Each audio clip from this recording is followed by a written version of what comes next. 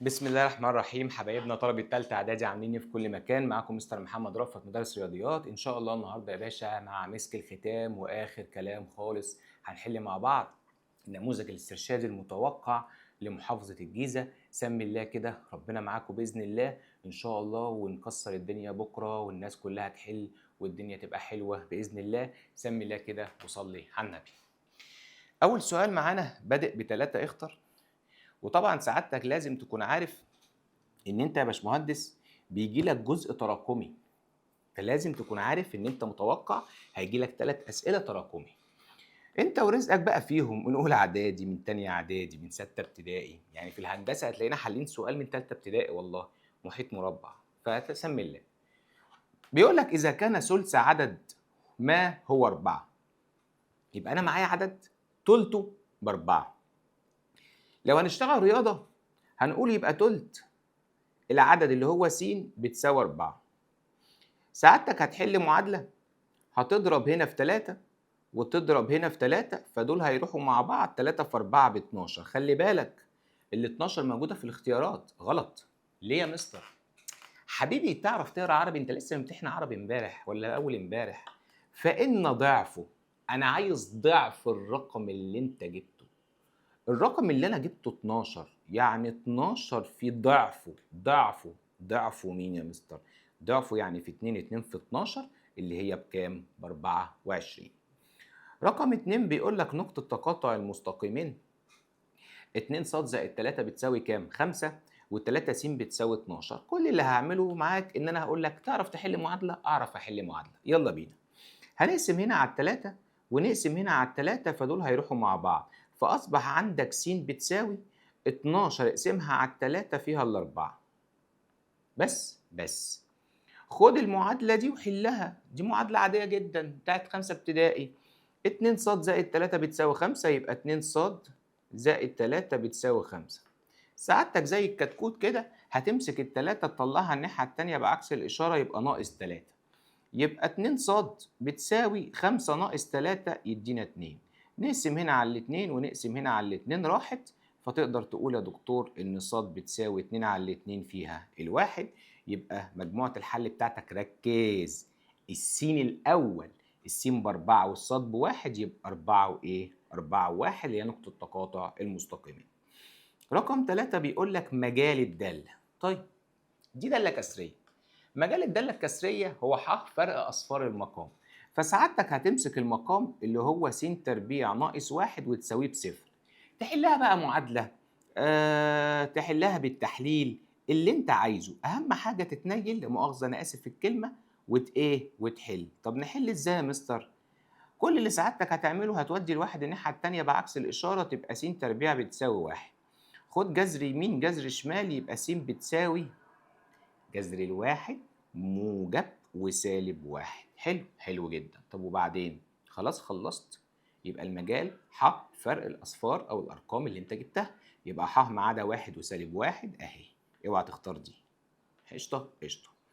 رقم 2 بيقول لك اوجد مجموعة حل المعادلات الآتية. ما طلبش، بس هو غالبا بيبقى ايه؟ بيبقى جبري يعني. يلا بينا. س زائد ص بتساوي 3 وس ناقص 2 ص بتساوي 9. أنت عندك هنا س زائد ص بتساوي 3، وعندك هنا س ناقص 2 ص بتساوي 9. كلام جميل، كلام زي الفل. خش يا باشمهندس بقلب جامد وشوف المعادلة هتتكلم في ايه، هتحكي معاك في ايه. المعادلة هتقول لنا ان احنا محتاجين نضرب الأولى دي، هضربها في 2. ليه؟ عشان هنا في سالب 2 ص، يبقى فوق في موجب 2 ص، فيروحوا مع بعض. فأنا هضرب المعادلة اللي فوق دي في 2. فلما اضرب 2 في س يدينا 2 س زائد، ولما اضرب 2 في ص يدينا 2 ص. اوعى تكتب 3.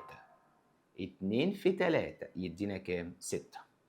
ننزل تحت نكتب المعادلة التانية، هتبقى س ناقص 2 ص بتساوي كام؟ بتساوي 9. بس يا باشا حل معادلة عادية. موجب 2 ص وسالب 2 ص هيروحوا مع بعض. قشطة. معاك هنا 2 ومعاك هنا 1. 2 و1 كام؟ 3. تعال نكمل هنا، يبقى 3 س بتساوي، اجمع ال6 وال9. 6 و9، 6 و9 كام؟ 15. هنقسم هنا على ال3 ونقسم هنا على التلاتة، فدول هيروحوا مع بعض، يبقى س بتساوي 15 على التلاتة فيها الخمسة. ما تمشيش، ما تمشيش ليه؟ لأن يا حبيب قلبي إحنا عايزين نجيب الصاد، مجموعة الحل إيجاد قيمة المجهولين. فتمسك واحدة زي دي مثلا تقول له بالتعويض في س زائد ص بتساوي 3. كل اللي سعادتك هتعمله هتشيل السين وتحط قيمتها اللي هي كام؟ اللي هي 5، صح كده؟ أيوه، يبقى أنا هشيل السين وأحط 5. حلو حلو، يبقى 5 زائد ص بتساوي 3. إيه اللي هيحصل؟ هتاخد الخمسة توديها الناحية التانية بعكس الإشارة، يبقى ص بتساوي 3 ناقص 5 يدينا -2. يبقى إذا مجموعة الحل بتساوي، أنا جبت الس بكام؟ جبت الس ب5. جبت الصاد بكام؟ -2. ما تنساش زوج مرتب قوس مجموعة، زوج مرتب قوس مجموعة، زوج مرتب قوس مجموعة. لو خدتها وعوضت بيها هنا، يعني مثلا كده أهو، شلت السين دي وحطيت 5 ناقص 2 في صاد. صاد بكام؟ ب2. سالب في سالب بموجب، و2 في 2 ب4، بقت 5 زائد 4 اللي هي 9. يبقى انت كده يا باشا زي الفل. مش حابب تعمل الخطوه دي، ممكن تروح تتاكد بالاله اللي هو المود والاي كيو ان والكلام ده كله. بعد كده مدينا برده 3 اسئله اختر. بيقول لك اذا كانت الف جزء في ب. السؤال ده مهم قوي قوي قوي قوي قوي قوي، مهم جدا جدا جدا جدا. الف جزء في ب. بص يا باشا، خد الحته اللي انا هقولها دي. لو الف جزء في ب يبقى ألف صغيرة وب كبيرة، يبقى لام ألف تقاطع ب بيساوي الصغير، ولام ألف اتحاد ب بيساوي الكبير. لو ألف جزء ب يبقى ألف صغير وب كبيرة، يبقى لام ألف تقاطع ب بيساوي الصغير بيساوي لام ألف، ولام ألف اتحاد ب آخد الكبير. مين الكبير؟ يبقى لام ب. قشطة قشطة. تعالى بيقول لك أنا عايز لام ألف تقاطع ب، يعني عايز الصغير. مين الصغير؟ ألف يا مستر، يبقى لام ألف، يبقى سعادتك هتاخد لام ألف. رقم 2 سؤال من تانية إعدادي من أول درس في التحليل في الترم الثاني، المقدار الثلاثي البسيط، بس جايبه لك بصورة إيه؟ بالبلدي بالعربي يعني. بيقول لك عددان مجموعهم 9 وحاصل ضربهم 20، كام في كام يدينا 9؟ يا باشا روح جرب، 1 في 9 ب9، لا هو عايز ضربهم 20. 4 في 5 ب20 اجمعهم 9. طب 3 في 6 ب18، 2 في 7، لا يا باشا هي 4 و5، 4 و5. بص هنا بقى بيقول لك ايه؟ بيقول لك اذا كان للمعادلتين س زائد 2 ص بتساوي كام؟ 4، وألف س زائد 4 ص بتساوي 8، ماله؟ عدد لا نهائي من الحلول. معنى ان هو عدد لا نهائي من الحلول يعني معامل س على معامل س بيساوي معامل ص على معامل ص بيساوي الحد المطلق على الحد المطلق. مين معامل س هنا؟ 1 على مين معامل س هنا؟ ألف بتساوي مين معامل ص هنا؟ 2. مين معامل ص هنا؟ 4. بس بقت معادلة عادية أي حد يحلها. ألف ب2 يا مستر. لو أنت بقى هتعمل مقص هتقول لي ألف بتساوي 1 في 4 على 2، برضه هتطلع بكام؟ ب2، تروح تختار الاتنين. تعال نشوف السؤال ده. السؤال ده جميل ليه؟ عشان رقم 13. هزرت معاك قلت لك أنا عيد ميلادي يوم 13، فالمسألة دي أنا بحبها ودايما بدعي إنها تيجي عشان تفتكرني وتدعي لي. بيقول لك س ناقص ص بتساوي كام؟ 1، وس تربيع زائد ص تربيع بتساوي 13. بنعمل ايه؟ بمسك المعادلة الأولى وأوقف س لوحدها، يبقى س بتساوي 1 ناقص ص تطلع بره موجب ص. وافتكر كلمتي المشهورة إيه هي؟ مقدار قدره وحطه في قوس. يبقى أنت كده عرفت إن س بتساوي 1 زائد ص. تخش يا باشمهندس تعوض في المعادلة التانية اللي هي بتقول س تربيع زائد ص تربيع بتساوي 13. هعوض ازاي؟ هتشيل السين وتحط مكانها 1 زائد ص. يبقى انا هشيل السين دي واحط مكانها 1 زائد ص القوس التربيع، ما تنساش بالله عليك، زائد ص تربيع بتساوي 13. كلام جميل، كلام زي الفل. نصيحة لله، موجب ص تربيع بتساوي 13 نزلها زي ما هي. ليه؟ مالكش دعوة. فك بقى يا باشمهندس القوس ده، فاكر القوس ده بيتفك ازاي؟ اهو اهو. ايه ده ايه ده ايه ده إيه ده، احنا خربنا الدنيا. ماشي مش مهم، هنكمل عليها. انت عندك هنا 1 زائد ص الكل تربيع. ايه القاعدة بتاعته؟ مربع الأول مربع التاني، الأول في التاني في 2. ربع الأول ربع الواحد 1 زائد ربع التاني ص تربيع. طبعا الإشارة الأخيرة دي دايما موجبة. أول في تاني في 2، 1 في ص في 2، 1 في ص في 2 ب2 ص. يعرف يا مستر ايه يا حبيب قلبي؟ انا كان نفسي، قول ما تحرمش نفسك من حاجه، كان نفسي يبقى ص تربيع وص تربيع شبه بعض عشان يروحوا، ما حصلش. هنعمل ايه؟ هنحل. يلا. ص تربيع وص تربيع يدينا 2 ص تربيع زائد 2 ص، وهنا في كمان 1 يا عم. وكمل جميلك بقى. ال 13 شقلطها جوه تبقى ناقص 13 بتساوي 0. كلام جميل، كلام زي الفل. بعد كده نعمل ايه؟ كل اللي عايزه من حضرتك تقرا ده بس مره. اقرا ايه يا مستر؟ اقرا دي. 1 ناقص 13، 1 ناقص 13 12. عبيط، سالب 12. يبقى انت ممكن يا مستر تشيل دي عشان نوفر مكان ونحط مكانها سالب 12.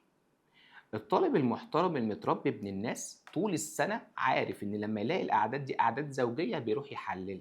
بس استنى، اقسم على الاتنين. فتقسم هنا على الاتنين وتقسم هنا على الاتنين وتقسم هنا على الاتنين، فدول يروحوا مع بعض.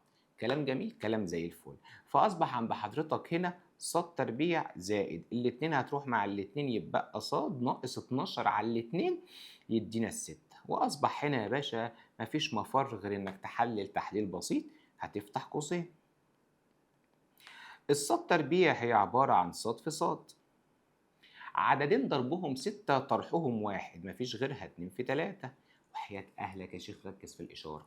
الإشارة هنا سالب، يعني الإشارات متشابهة ولا مختلفة؟ مختلفة. من اللي بيحكم الحد الأوسط. الحد الأوسط ماله؟ جبان، بيدي لإيه؟ للكبير. دي موجب فتروح للكبير. مين الكبير؟ ال3.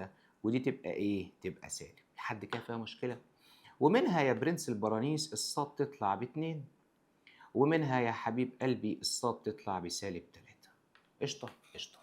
طب وبعدين هتاخد بقى الصاد دي والصاد دي وتروح الناحية التانية تقول لهم هلو هاو ار يو، أنا جبت الصاد مرة ب2 وجبت الصاد مرة بسالب 3، وتخش تعوض وتشتغل عادي جدا. طيب تعال نعوض مع بعض، تعال نعوض مع بعض. بدل ما أقول س بتساوي 1 زائد ص، هقول س بتساوي 1 زائد ص اللي هي ب2، يبقى س بتساوي 1 و2 3.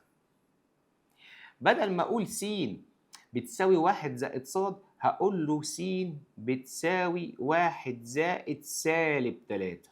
1 وسالب 3 كام يوم؟ سالب 2. يبقى س بتساوي سالب 2. فتنزل تحت يا عم تحط تقول له مجموعة الحل بتساوي. مجموعة الحل هتساوي يا مستر لما السين ب3، صح كده؟ الصاد طلعت بكام؟ قال لك الصاد طلعت ب2. ولما السين بسالب 2 الصاد طلعت بسالب 3، وهي دي مجموعة الحل. طب أنا عايز أتأكد إن أنا صح. اطلع فوق. س ناقص ص بتساوي 1. أنا جبت السين ب3 والصاد ب2. 3 ناقص 2 1. طب التانية سالب 2 ناقص سالب 3، فالسالب يخش على السالب يبقى ممكن يبقى سالب 2 زائد 3 اللي هي برضو 1. فاهمني ولا انت في الكنافة؟ حاسس ان انت في الكنافة. خلاص احنا جبنا مجموعة الحل، نتكل على الله.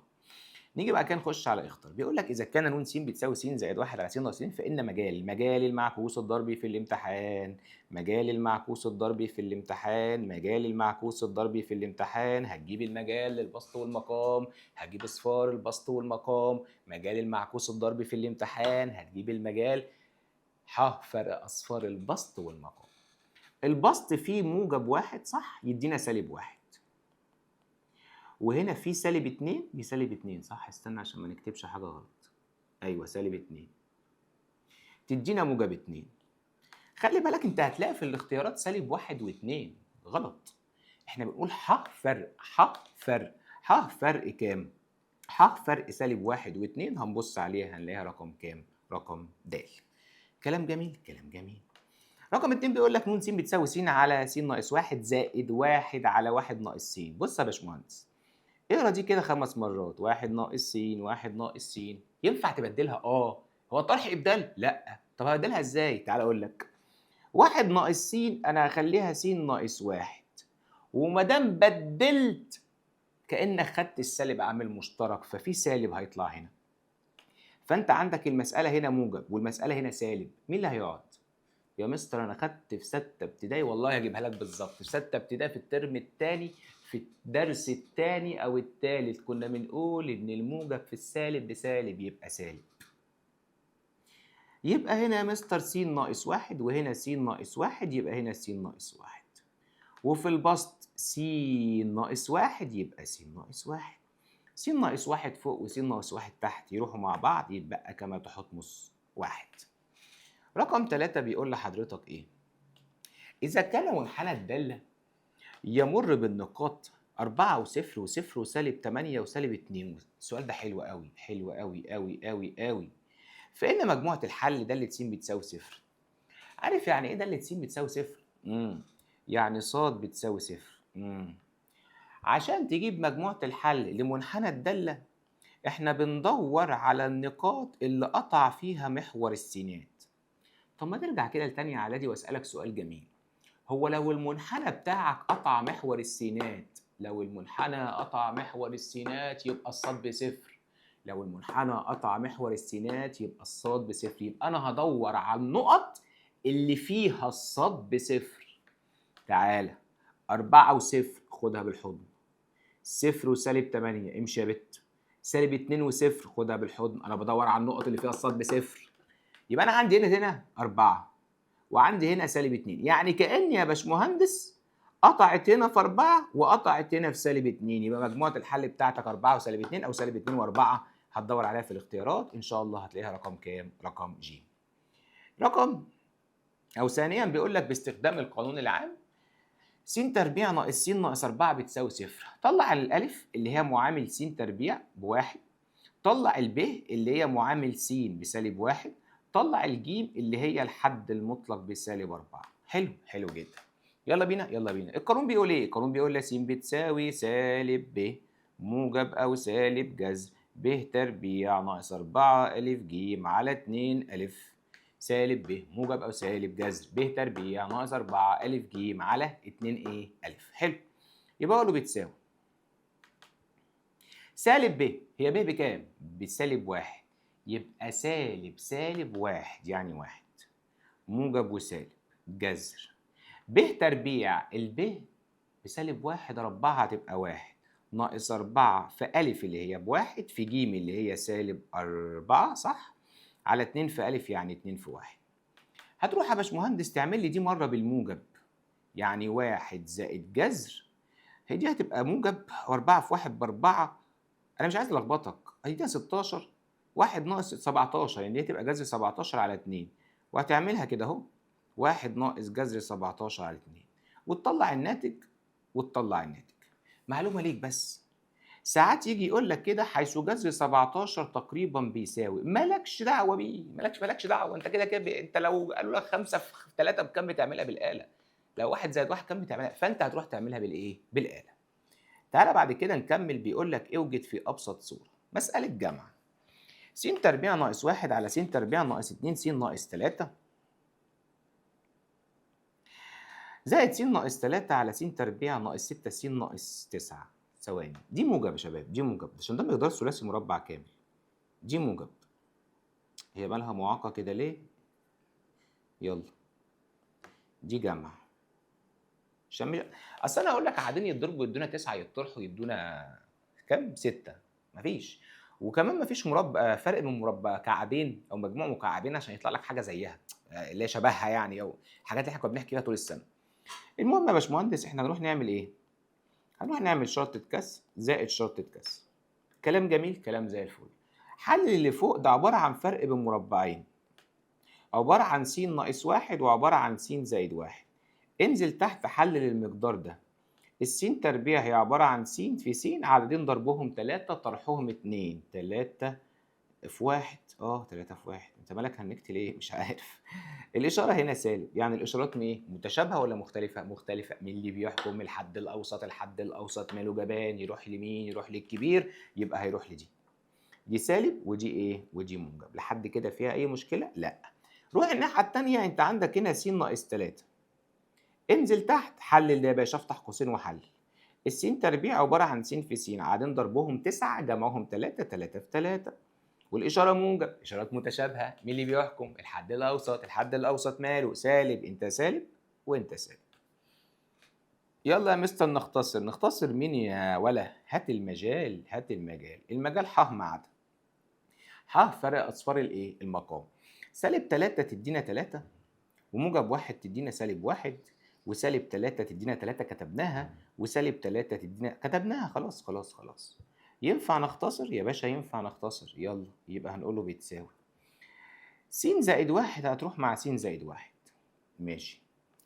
وس ناقص 3 هتروح مع س ناقص 3. اللي اتبقى هنا س ناقص 1 على س ناقص 3 زائد اللي اتبقى هنا س ناقص 3 على فوق مفيش حاجة 1. الله الله الله. س ناقص 3 س ناقص 3 س ناقص 3. قشطة قشطة. اقرا ده كده، اقراه كده. تعرف تقرا؟ س ناقص 1 زائد 1 س ناقص 1 زائد 1. ما السالب 1 والموجب 1 هيروحوا مع بعض، يبقى س. يبقى الليلة بتاعتك هي عبارة عن س على س ناقص كام؟ على س ناقص 3. بعد كده جايب لك مسألة ضرب. ماشي، هي نفس الأفكار أو نفس الفكرة. يبقى ن س هتساوي، يلا يا باشا نفتح كده ونحل. س تربيع ناقص 4 هو عبارة عن فرق بين مربعين. عبارة عن إيه في إيه؟ عبارة عن س في س و2 في 2 مرة موجب ومرة سالب. س تربيع ناقص 2 س، خد الس عامل مشترك. إيه اللي هيتبقى؟ اقسم س تربيع على س هيدينا س، والاتنين هتنزل والس على الس طبعا في سكة السلام. اطلع هنا س غلبانة وس زائد 2 غلبانة. يلا بينا يلا بينا. هات لي المجال يا مستر. المجال هو ح فرق أصفار المقام. السين دي هتدي صفر، والسالب 2 وديها الناحية التانية بعكس الإشارة تبقى 2، وموجب 2 وديها الناحية التانية بعكس الإشارة تبقى سالب 2. اختزل اختزل اختزل. س ناقص 2 هتروح مع س ناقص 2. صح كده؟ مستر ده المقامات هتطلع مش شبه بعض يا بني آدم براس بخاخة. ده ضرب، ان شاء الله عنهم طلعوا شبه بعض. انت مالك يا باشا؟ اختصر يا باشا. كله على كله، وس زائد 2 هتروح مع س زائد 2، والسين اللي في هناك دي هتروح مع السين اللي مش هناك دي. هوب هوب، كله راح كله اتدمر كله اتكسر. يبقى الناتج بتاعك 1. وكده حتى ايه؟ خلصت. تعالى يا باشا نشوف السؤال الخامس. في السؤال الخامس بيقول لحضرتك إذا كان أ وب حدثين من فضاء عينة لتجربة إيه؟ عشوائية، وكان لم أ بيساوي 6/10 ولم ب ب5/10 ولم أ تقاطع ب ب3 من إيه؟ من 10. اوجد كل من. أنا عايز لم أ اتحاد ب. لو أنت يا باشمهندس عايز لم أ اتحاد ب بيساوي لم أ زائد لم ب ناقص لام أ تقاطع ب. والحمد لله الراجل هنا مش مزعلك، مديك كل حاجة. يلا بينا يلا بينا. طيب لم أ بكام؟ لم أ ب6/10 زائد لم ب بكام؟ ب5/10 ناقص لم أ تقاطع ب بكام؟ ب3/10. وتحسب ده بالآلة هيدينا 1 و1 يدينا يبقى 8 عفوا، يبقى 8/10. بعد كده يا باشمهندس عايز لم أ فين؟ أهي فرق ب. لم أ فرق ب. إيه القانون بتاع لم أ فرق ب؟ هو عبارة عن لم أ ناقص لم أ تقاطع ب. حلو حلو جدا. طب ما هو لم أ بكام؟ ب6/10. التقاطع بكام؟ التقاطع ب3/10. يبقى 6/10 ناقص 3/10 يدينا 3/10. أنا آسف بس مش قادر. الحمد لله يا رب. تعالى يا باشا نشوف، وده آخر سؤال معانا في النموذج بتاع الجبر. وسؤال بيجي كتير قوي في الجيزة. السؤال ده مهم جدا جدا جدا جدا جدا جدا، وإن شاء الله هتلاقيه. لو ما لقيتوش هتلاقي واحد زيه. ما تجيش تقول أصل اختلف في الأرقام، نفس الفكرة. اثبت إن 1 بتساوي 2 في المجال المشترك. نون واحد هنسميها ايه؟ نون واحد س بتساوي، بيقول لك هنا س تربيع ناقص س، فسعادتك هتاخد السين عامل مشترك. كلام جميل، كلام جميل. هنقسم س تربيع على س يدينا س ناقص، وهنقسم س على السين يدينا واحد. وتحت الفرق بين مربعين، فهنقسم س ناقص واحد في س زائد واحد. قشطة قشطة. تعالى على جنب كده هات لي المجال. المجال هو ح فرق أصفار المقام، سالب واحد تدينا واحد، وموجب واحد تدينا سالب واحد، وخلصت. كلام جميل، كلام زي الفل. عايز ايه بعد كده؟ سمي دي واحد. هات لي نون 2 س. نون 2 س هتساوي ايه؟ هتساوي يا مستر س تربيع ناقص 3 س. هناخد السين عامل مشترك. تعالى اقسم كده معايا س تربيع على س يدينا س ناقص، والتلاتة هتنزل وس على س غارت في 60 داهية. تحت ده مقدار بسيط، حلله لك يا قلبي، يلا. س تربيع هي عبارة عن س في س، عددين ضربهم 3 طرحهم 2، 3 في 1. الإشارة هنا سالب، يعني الإشارات مختلفة من اللي بيحكم الحد الأوسط. الحد الأوسط جبان بيدي للكبير، يبقى ده سالب وده موجب. روح هات المجال. ح فرق أصفار المقام، سالب 3 تدينا 3، وموجب 1 تدينا سالب 1. يا مستر مش زي بعض. ياد ما هو عارف ان هو اللي بيحط لك المساله يعني بتاع ترشي، ما هو عارف ان هم زي بعض، ما بيقول لك يا ابني في المجال المشترك. بس استنى يا مستر، انت ما اختصرتش، انا اسف. يبقى نون واحد س بتساوي، ونون 2 س بتساوي. نون واحد س هتساوي ايه، ونون 2 س هتساوي ايه؟ هنودي س ناقص واحد مع س ناقص واحد، هيتبقى في البسط س، هيتبقى في المقام س زائد واحد. هنودي س ناقص 3 مع س ناقص 3، هيتبقى في البسط س، هيتبقى في المقام س زائد واحد. ففي الحالة دي يا باشا نون واحد بتساوي نون 2 لجميع قيم س تنتمي للمجال المشترك، هو ح فرق أصفار المقام اللي هي واحد تبقى واحد، وسالب واحد، و3، والسالب واحد انت كتبتها. وكده يا باشا يبقى احنا الحمد لله يا رب اجازه وهنخلص، والحمد لله خلصنا. ربنا يكرمكم باذن الله ويوفقكم. ربنا يعلم احنا تعبنا قد ايه معاكم السنه دي، وان شاء الله باذن الله ان شاء الله استنونا، ان شاء الله هنحل مع بعض امتحان جامد جدا جدا في الهندسه، هينزل لكم ان شاء الله النهارده بالليل او بكره، تروح من الجبر كده تتفرج عليه. وباذن الله يا رب، باذن الله يا رب اشوفكم على كل خير السنه الجايه باذن الله، سواء كنت ثانويه عامه سواء كنت بكالوريا، هنعمل معاك احلى شغل باذن الله. دعوه حلوه من قلبك، وعشان خاطري شير بس الفيديو ده لزمايلك لاصحابك لقرايبك، لعل وعسى تبقى سبب في ان انت تفيدنا، او سبب انك تفيد زميلك بمعلومه او سؤال يشوفها، فيبقى انت سبب ان هو جاب درجه او درجتين. اشوفكم على خير، وباذن الله اجازه سعيده.